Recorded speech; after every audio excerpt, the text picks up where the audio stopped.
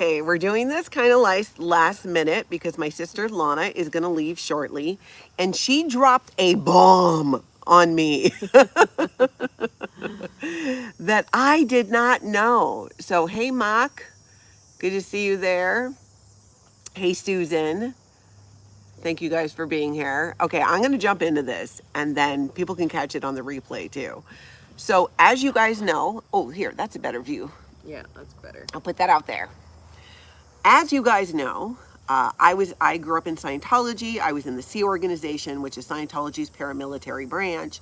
Those of you who follow other creators, ex-Scientologists, you guys know the drill. Well, my sister Lana was also in the Sea Organization, but she was in from the time she was, 14? Yeah. And she was a Commodore's messenger. So that's basically like you represent L. Ron Hubbard when other Sea Org members are speaking to you. So at the young age of 14, 15, people would call you sir, right? Right. Okay, so hey, Feral Cheryl. Feral Cheryl saying hi. Hi. Good to see you. Kathy, aloha. Hey, Becky. Mama Opal, thank you for so much for being here at my incredible last minute. I am just the worst about this. Hey, James, thank you for being here. Okay, so you know that we've both been in the Sea Organization, and Lana would talk about aloha there. Is that Swede? It's so funny. It's hard for me to see the green on the screen with the members. There, I see it now. Okay, hey, Irrelevant Panda, welcome. Hello, everybody. I'm so glad you guys are here. So, like I was saying, we were talking about like our Sea Org time.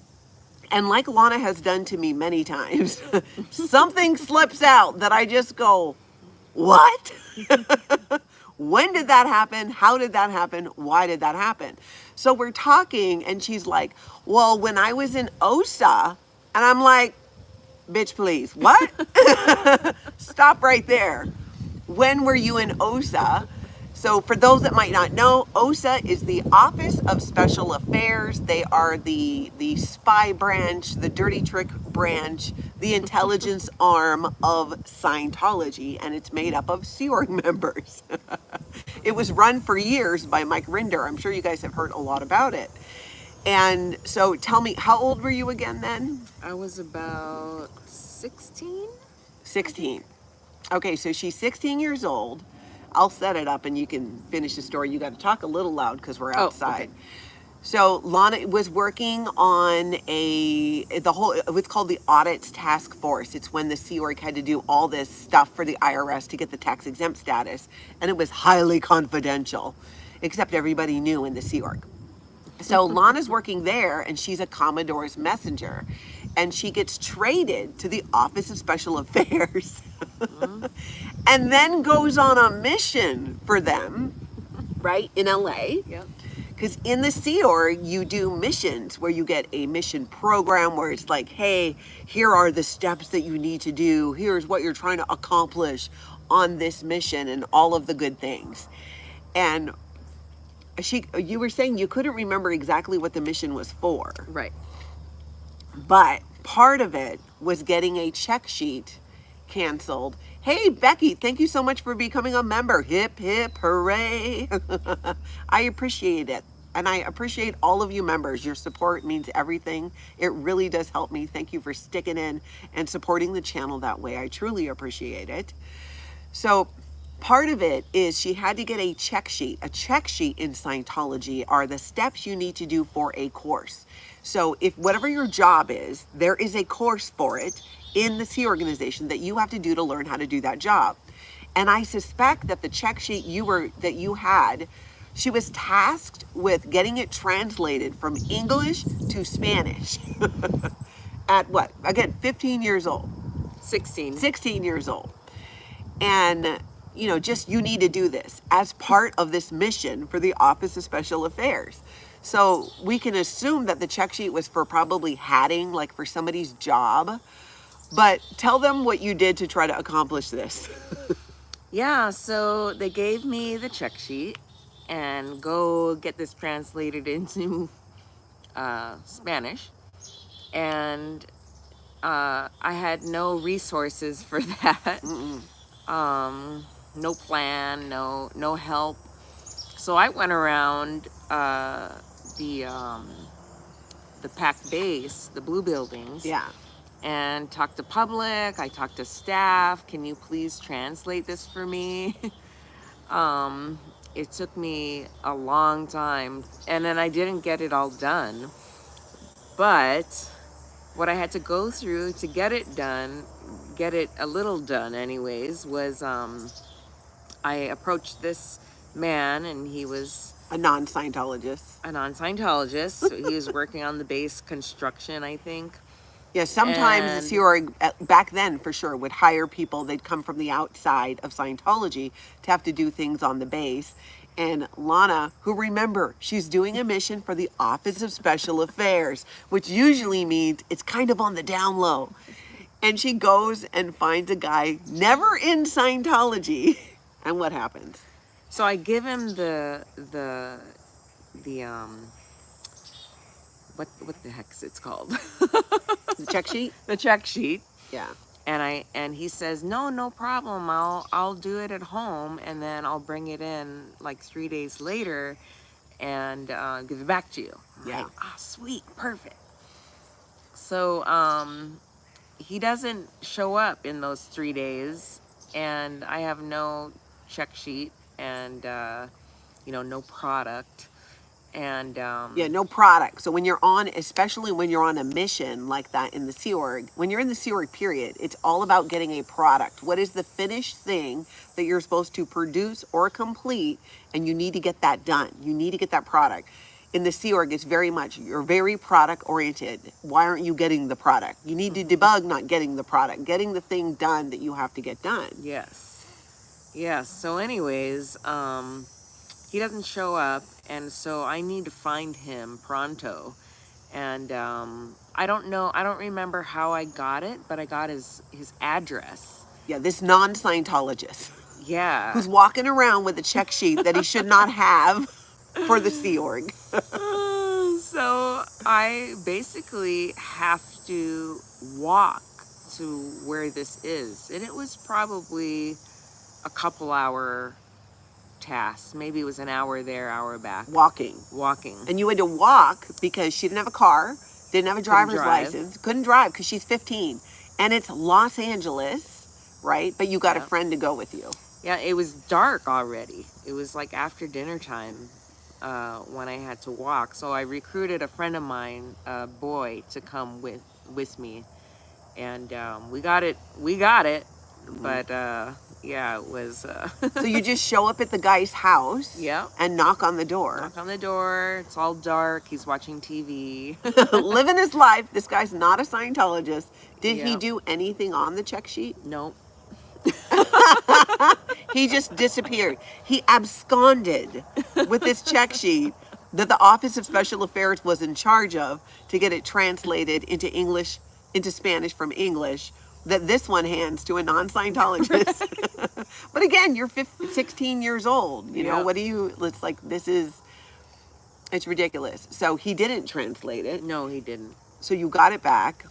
I got it back, and I turned it in, and there was, here and there were translations on it from many different people. Mm-hmm. On the walk, was it dangerous? Did you go through gang territory? Like, what was the deal? We did. It was very dangerous.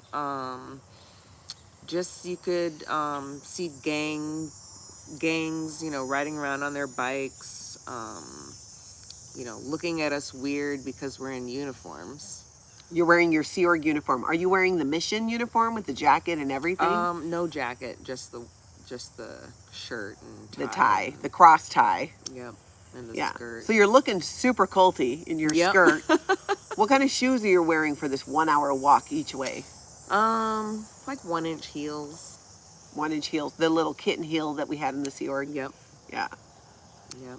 Yeah. So through a dangerous neighborhood both ways. Oh yeah, yeah. And we had no money, so we couldn't take a cab or, get something to eat or whatever. It was just, you just had to do it. And you don't have cell phones. I didn't have a pager, so I just disappear off the base, You know, don't tell anybody where I'm going. Yeah.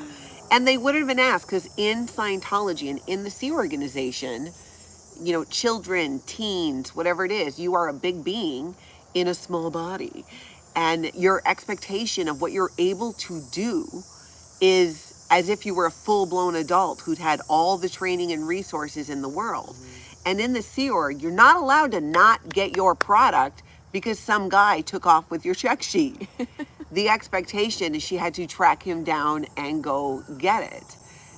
That just blows my mind so much. So you get it, you take it back to your overlords. Yeah. Who were very disappointed that I didn't get the whole check sheet translated. Yeah, keep in mind, okay, her seniors, her overlords in the Office of Special Affairs, their upset was she didn't get it fully translated. Not that she walked an hour through gang country in Los Angeles to a stranger's house at 16 to pick up this check sheet. Was it daytime or nighttime? Nighttime. Nighttime! At night. As a minor, it's just blowing my mind, but I'm not surprised because do you remember, I can remember having even that mentality that, oh, I can do these things because I'm a big being. Like I didn't think, oh, I'm 15, 13, 16, I shouldn't be doing this. Right, yeah, not at all. I wasn't afraid for my safety because I didn't even know what was out there in the first place. Yeah, you were at 14, Lana was trafficked into the Sea Organization from our home in Hawaii. And you spent some time at international management, then you were at the PAC base as a Commodore's messenger, and then this stint in OSA. Now, here's the other interesting thing about this, because you might be wondering, Natalie, how did you not know this? Well, we were in the Sea Org at the same time, but we worked in different organizations. At that time, I think I was already doing the Continental Liaison Office, or was I still in the galley? You might have still been in the galley. Well, if you were 16, I was 8. Yeah, I was still in the galley. So I was working in the estates organization. And we really didn't see each other all the time. It was a treat to see each other, even though we were literally, within sometimes several hundred feet. My office to where you were.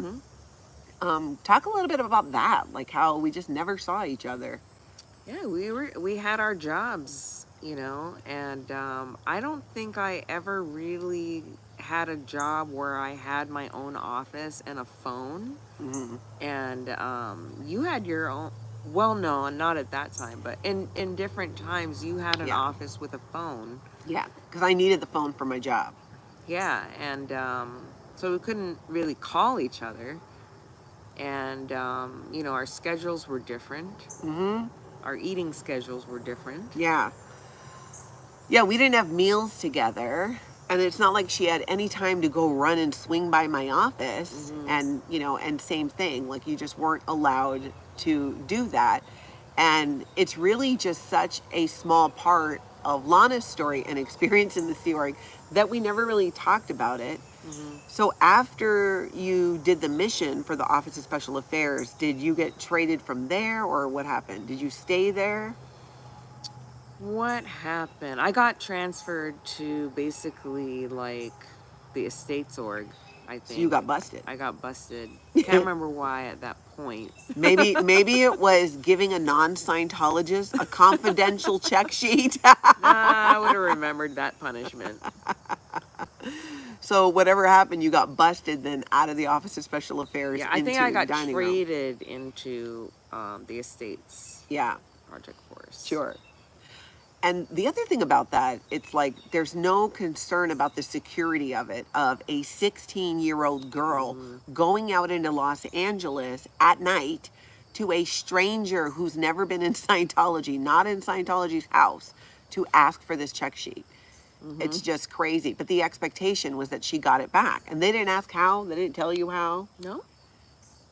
I know. It's nuts. And it really speaks to how this neglect and this idea of that teenagers and kids can do these jobs. In fact, when Lana told me this story, do you remember what you said about it? How you felt about your success or not success? You mean like getting the product or not Yeah, getting the product? yeah. You had thought you failed. Oh yeah, I was like, yeah, I totally failed that one. Yeah, she was telling me how like, oh, I failed that and I failed at this in the Sea Org. And I'm like, Lana, you didn't fail.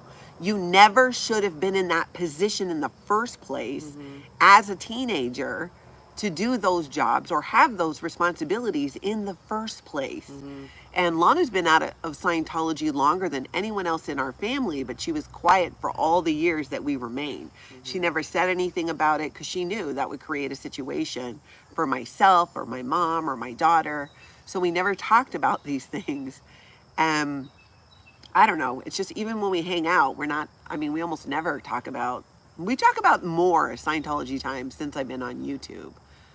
Let me see if I can grab a question here. I can't imagine what kind of pressure. Yeah, the lack of care or concern. Exactly. That's the thing. Ah, Sandy, thank you. You are both incredible success stories. Yeah, we are now out of Scientology and out of the Sea Org. But I couldn't believe it. I mean, if I had known, even as her sister at that time, I would have been worried that she was gone on the streets in Los Angeles, and I didn't even know that it happened. Yeah. Mom didn't know. Yeah, her mom didn't know. She just disappeared off the base. But it really surprised me because I never knew about this time that you had. And she told me too about where we're okay on time. Can we tell the shirt story? Sure. So when Lana was in the Commodore's Messenger, oh no, you were on the EPF, the what's called the Commodore's Messenger Organization Estates Project Force. Now, when you join the Sea Org, you do Sea Org boot camp, but when you become a messenger, you do another boot camp. And when you're on that boot camp, you might be cleaning or doing laundry, and you were doing laundry Yep. for like the executives in the Commodore's Messenger Org. Correct. And then what happens?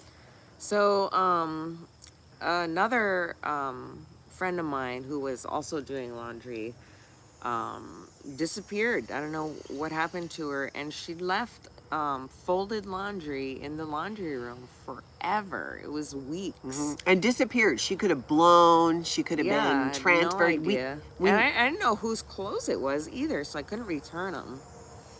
And so I'm like, ooh, lost and found. So I find this shirt, this flannel long sleeve shirt that I really liked, and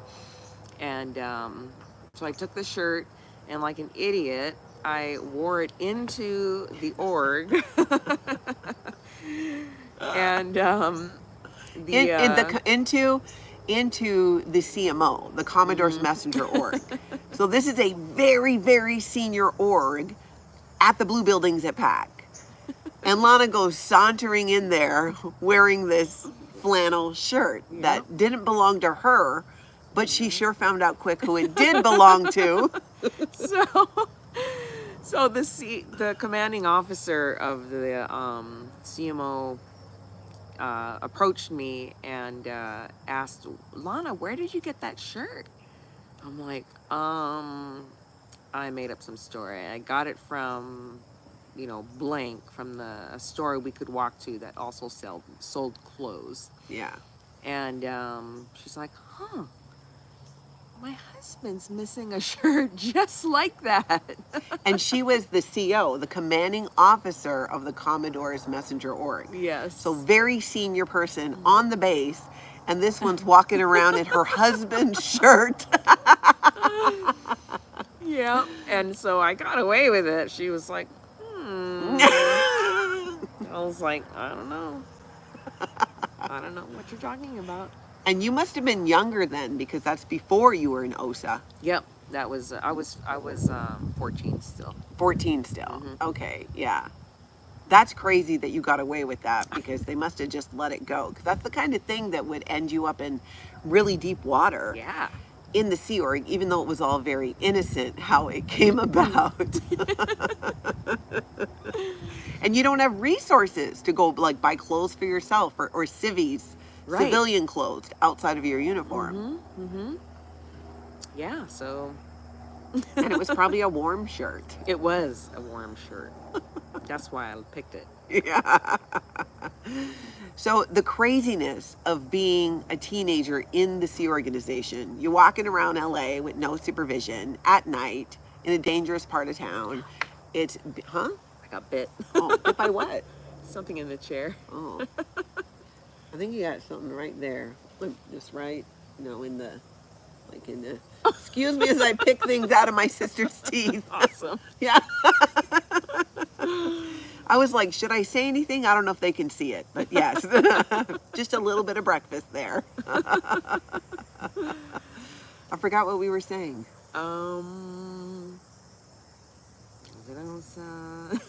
Yeah. Oh, yeah. The shirt. Yes, the craziness of it, the level of insanity, and you're just trying to survive. You don't have clothes, so you're doing laundry. There's extra clothes, no one's picking up. You just take it and you wear it.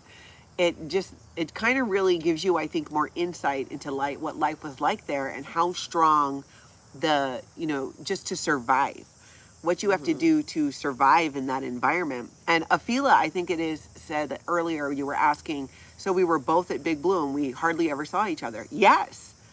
Yeah, that is exactly it. Yeah. Until you came to work in the dining room, when you got sent to the estates org where I was, then we saw each other more often. Because we worked in dining rooms next to each other, right? Yes. But then not long after that, I got sent to the Continental Liaison Office. I think while you were still in the estates org. But yep, it is next level. But when Lana told me this, RSM says, "Hi, Lana." Hi. When she told me this, I couldn't believe it. I was like, what? How did I not know you were in OSA? I know, Afila, that's insane. It's insane that we didn't see each other when we were right there. And it's insane that she was in OSA and I didn't even know. I mean, it just really speaks to, you're not even thinking that way of, oh, I should know where my sibling is. I should know what's happening. Because, yeah. Lana and I are both wearing a Dead shirt. Oh, Lana's a huge, you want to tell them about your love of the Dead? Oh, yeah. My husband is a huge Grateful Dead fan, and then he got me interested in Dead & Co. And so I'm a Dead & Co. fan. Yeah. So I like to represent. Yeah, they travel all over. You've seen them all over the place. Yep. Yeah. I've only been to probably 50 shows. Only. But man, there are people who have been going since the 60s and 70s. Really? Wow. Yeah. I've heard of that. I've heard it's quite the community. Do you think it's more community? Do you think it's cult-like at all, or it's definitely just community? It's just community. Yeah, because you're free to do whatever. Yeah, people are nice, and they have their own codes of like morals and ethics at a concert. Oh, interesting. I've never been. James is asking, how was it getting to know each other after Scientology? Was it weird? I would say no. I don't know. No, it never. Yeah, I would say no. It wasn't. Let's see. Aloha from Hawaii. Ooh. Hey, I got to hang out with David Nelson on Maui and Lanai. He has a boat. Oh, he's a badass? Yeah. Who's David Nelson? I don't know. Is David Nelson... You got to tell us who David Nelson is. I'm not putting that together. Trying to read the comments too. The phone is so far away and my old lady eyes, I need to see it closer. As a mom and former teacher who is old enough to be your big sister, I'm horrified by the dangerous situations they put you in. I know it was your normal, but this isn't normal. Right? Exactly. And I got to tell you guys, I borderline was almost thinking, well, I mean, that's kind of normal, right? And I thought, no, it is not. And we are going to take to the internet so you guys can talk some sense into us. It is not normal. Right. I know I'm saying those words, but sometimes it just, when I go back to that mindset back then in the Sea Org, we didn't think it was that way. We didn't think it was not normal. We were just used to just doing whatever we had to do. Yeah, and make it go right. Make it go right. That is the theme. That is the motto. That is the expectation. But we'll do some more, we'll do more videos too with Lana, because Lana has actually quite a few stories from the Sea Org. She just drops them like gems though. We'll be talking about orange juice and she'll drop some bomb. about the Sea Org and just like a little bit of a tie to orange juice. And I'm like, how did you not tell me this? So we are catching up on a lot of this. Mhm. How could you have thought differently at that time? So true, Mock. How and when did Lana leave? Um, I got married and got pregnant pretty quickly after that, and that was my ticket out. That's right. Because you were 18 then? Almost. Did you tell them that you were pregnant before the 3 months? Like, did you get any pressure? Um, 'Cause that was only 2 years I after. was already 5 months pregnant when I found out I was pregnant. Yeah, and that is a key point because I was pregnant 2 years prior, and I was put through a lot of pressure to end my pregnancy because you weren't allowed to stay in the Sea Org because they didn't have the facilities. Because let's be honest, they were neglecting and abusing children. And so 2 years later, Lana gets pregnant, but she didn't even know she was pregnant. Right. So she didn't share that till she was 5 months, which puts you over the point of being able to end it. Which Oh, they still asked me to get an abortion. what? Oh yeah. How you can you even legally do that at 5 months? I don't know. Wow. We'll have to look that up. Huh. Interesting. So they still recommended that that's what you do. Oh yeah. Yeah. Do you- And I said my mom would kill me if I got an abortion. Yeah. And but she would have. And so I said no. And yeah, they were pretty pissed. Yeah. I could see that. Yeah. And it was kind of too late. I should have waited and told them later in my pregnancy, but like a good Scientologist, I came clean right away. Rule follower. Yeah, exactly. I was a real follower that way. Although I would hide out in my room often to hide from work. I remember doing that, especially when I was pregnant because I was so tired all the time. Okay, let's see. Let me look back at these comments. Well, I'm not sure about 5 months. That's too far. That is unethical. Yes, I know we're talking cult and OSA. Yep. Kestrel says no, that was not legal at that time back then unless the mom or baby were dying. Oh, wow. Oh. Odd they didn't let you bunk together. Well, I was married, so I had a room with my husband. Oh, Netherlands up to 6 months, but only for medical reasons. Well, they would have lied if they were able to do that. They would have made something up. Yeah. Yeah, they would have. But how crazy is that, you guys? I just had to share with you the whole OSA thing before Lana headed back home. And it's so nice to do another one of these lives during the day and not be crying. It was a rough day yesterday. It's been a rough few weeks, and I've done a couple rough videos after the recap. But yeah, today is a good day. Atkins in Texas, I keep missing live, but just now dropping in with a serious headache. Going to replay now. Ooh, drink some water, dim the lights. Yeah. Thank you, Joe. I am going to try and have Lana on more because we're trying to do sister sleepovers more regularly, especially now. And yeah, and we'll just like, I'm going to start writing down the things that she says and then remind her about it because she's too, it's like you start remembering things when we start talking about it that we just haven't thought about in years. How did you see LRH as a man? I had access to all the forbidden interviews and writings, so I saw him as a pathetic, honestly, but I'm curious to how you all saw him. Well, back when I was in the Sea Org, I thought, he's the founder of Scientology. There was like a lot of respect there. Yeah. What about you? Yeah, he was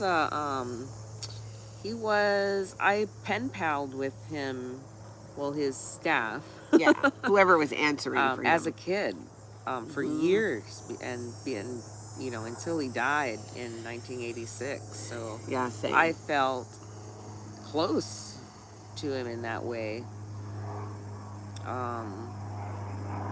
And I never questioned, worshiping him. So yeah, it's just what we did. yeah. It is what we did. Does it still surprise you when memories pop out of nowhere? Yeah, I think so. Yeah. There's just so much, it was 35 years our family was in Scientology with 3 generations. So there's a lot to process. There is a lot to go through.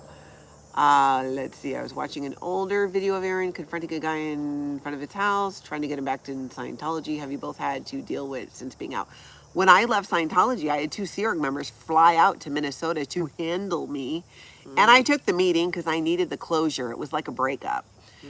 And they tried to intimidate me into returning and leaving properly, which there's really no such thing. It's basically returning to go through their attempts to get you to stay. And I just was not down with that. I was like, no, pass. Hard pass. I'm going to leave, but thank you for your time. I just wanted to see what they would do. Just, Kestrel, thank you. That's very kind. Did Lana then leave the Sea Org and Scientology early? What? When did you leave the Sea Org and Scientology? You kind of Oh, left Scientology not long after leaving the Sea Org. Yeah, because I left. I routed out of the Sea Org at 19, and I started leaving Scientology itself when I was 22. 22? Yeah. Okay, yeah, which was years, like a couple decades before the rest of us did. But Lana knew if she was quiet about it and quietly left and wasn't public about it, that we could all maintain our relationship. And we did. But Scientology would still threaten her. Do you remember? Yeah. They threatened to take our family away, and meaning me and my daughters. They threatened, like, she'll never see her cousins again or her grandma if you keep it up. So Yeah, if you ask questions, if she tried to share anything with us that was anti-Scientology. But some of you might know Jesse Prince. He was a senior executive in the Sea Organization and turned whistleblower. And back in the day when Lana left, that was someone that she spoke to who helped kind of solidify that, yeah, this is a cult. And back then, I didn't know that. I didn't find out till I left Scientology that that had even happened. But it goes to show how even when your family is close and you're trying to keep your family together, there are certain things that you still have to keep secret until you're fully away from and safe from Scientology.